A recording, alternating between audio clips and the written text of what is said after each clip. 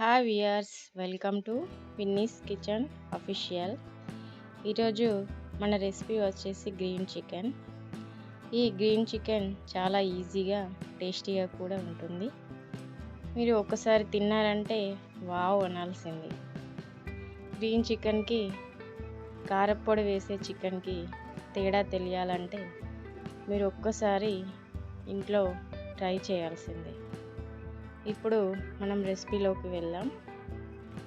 నేనైతే మన green chicken కోసం 1 kg చికెన్ తీసుకున్నా. చికెన్ని మంచిగా కడుక్కొని పక్కకు పెట్టుకున్నాను.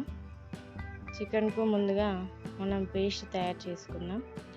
ఆ పేస్ట్ ఎలా చేయాలంటే కారానికి సరిపడా పచ్చిమిర్చి, కొత్తిమీర, పుదీనా, 1 టేబుల్ స్పూన్ అల్లం వెల్లుల్లి పేస్ట్,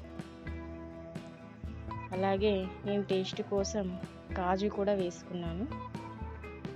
పెరుగు కూడా వేసుకోవాలి గ్రేవీ కోసం. వీటన్నిటిని మిక్సీ జార్లో వేసుకొని కాస్త మెత్తగా మిక్సీ పట్టుకోవాలి.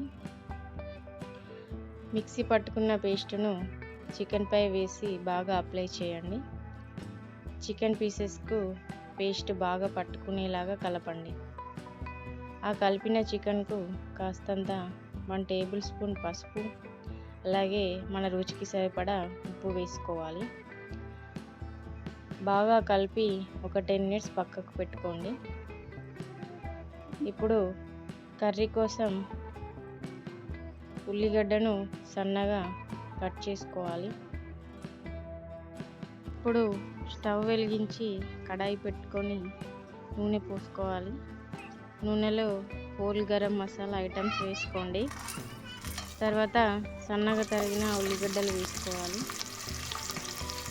లో ఫ్లేమ్లో పెట్టుకొని మనం పక్కన పేస్ట్ కలిపి పెట్టుకున్న చికెన్ని అందులో వేసి కలుపుకోవాలి.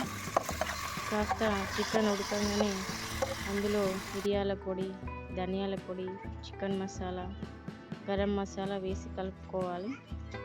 కాసేపు మూత పెట్టుకొని మీడియం ఫ్లేమ్లో చికెన్ని ఉడకనివ్వాలి. ఒక 15 నిమిషాల తర్వాత చూసుకుంటే చాలా టేస్టీ అయిన గ్రీన్ చికెన్ రెడీ అయిపోతుంది.